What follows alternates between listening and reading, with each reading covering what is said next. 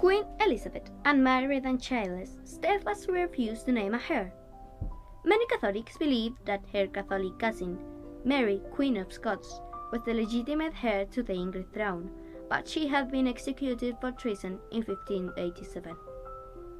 The English Secretary of State, Robert Cecil, negotiated secretly with Mary's son, James VI of Scotland, who had a strong claim to the English throne as Elizabeth's first cousin twice removed.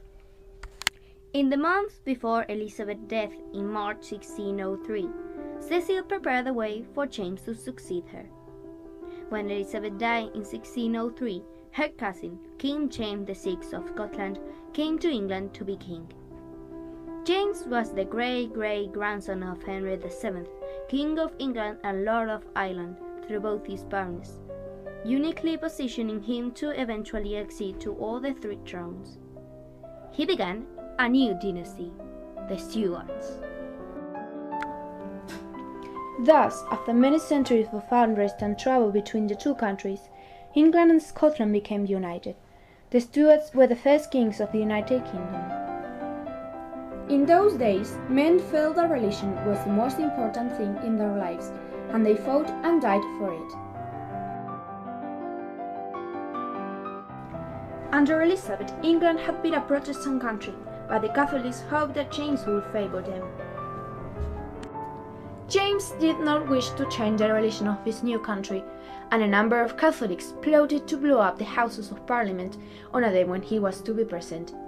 This gunpowder plot was discovered, and Guy Fawkes, one of the leaders, was executed.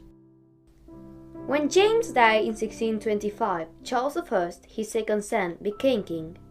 He became heir apparent to the English, Irish, and Scottish thrones on the death of his elder brother, Henry Frederick, Prince of Wales, in 1612, that died at the age of 18 from typhoid fever.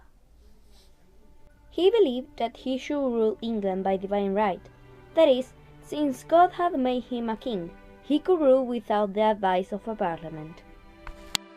This led to quarrel between king and parliament, and civil war broke out between them. The king's followers were the Cavaliers, and opposing them were the parliamentarians, also known as Roundheads because of their closely cropped hair. Prince Rupert was a royalist commander during the English Civil War. Rupert, Count Palatinate of the Rhine, Duke of Bavaria, Duke of Cumberland, Earl of Horness, commonly called Prince Rupert of the Rhine, was a noted German soldier, admiral, scientist, sportsman, colonial governor, and amateur artist during the 17th century. At first, it seemed as if the Cavaliers, led by Prince Rupert, would be victorious, but Cromwell trained his army of parliamentarians and defeated the royalists in the Battle of Worcester. King Charles was brought to trial and condemned to death. He was executed in front of Whitehall Palace in 1649. Cromwell, an English military and political leader, later became Lord Protector and ruled the country until his death in 1658. Cromwell was a great man who loved his country, but he was a dictator.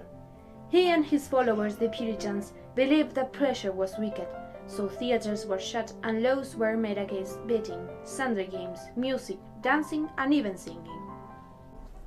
The people as a whole did not like these restrictions, and they welcomed the joyfully Charles II as king. Charles II was the son of Charles I. During the 1640s, when Charles was still young, his father fought parliamentary and Puritan forces in the English Civil War.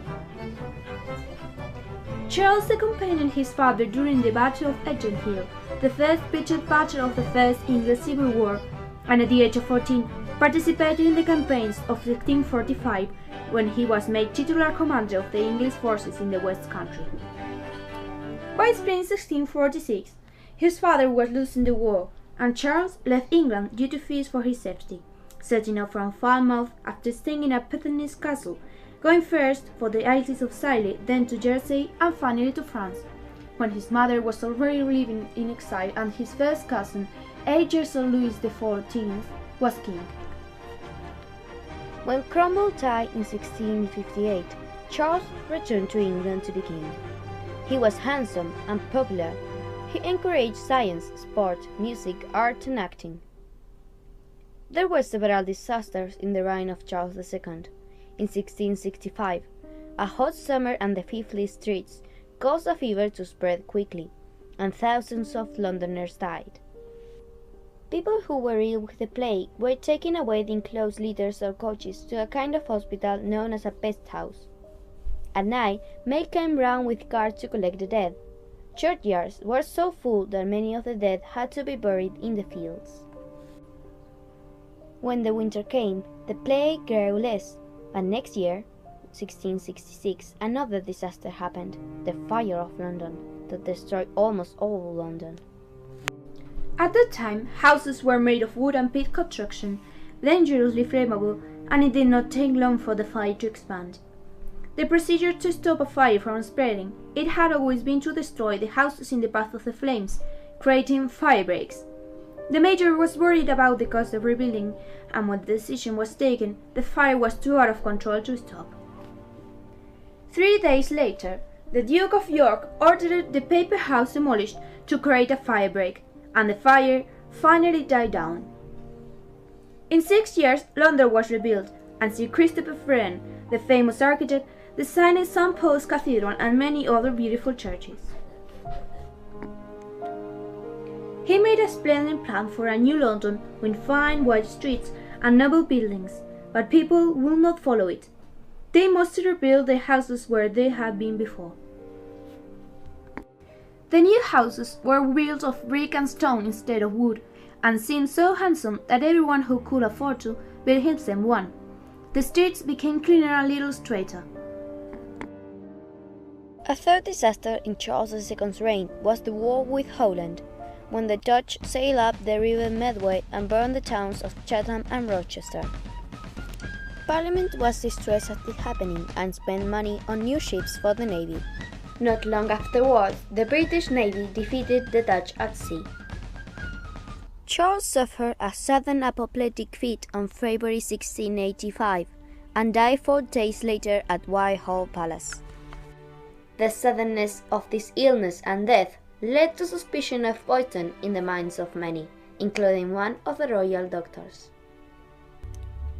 James II, the second surviving son of Charles I and younger brother of Charles II, was the next king. James had been exiled following the Civil War and served in both the French and Spanish army. Although James converted to Catholicism in 1670, his 2 daughters were raised as Protestants. James became very unpopular because of his persecution of the Protestant clergy, and was generally hated by the people. After only 3 years, he was driven into exile by the Glorious Revolution, and his daughter Mary and her Dutch husband, William of Orange, became king and queen as William III and Mary. After Mary died in 1694, William ruled alone until his death in 1702. William and Mary were childless and were ultimately succeeded by Mary's younger sister, Anne. The last of the Stuarts was Queen Anne, the second daughter of James II. She was a good-natured woman and very religious, but she was dull and always ready to be guided by others.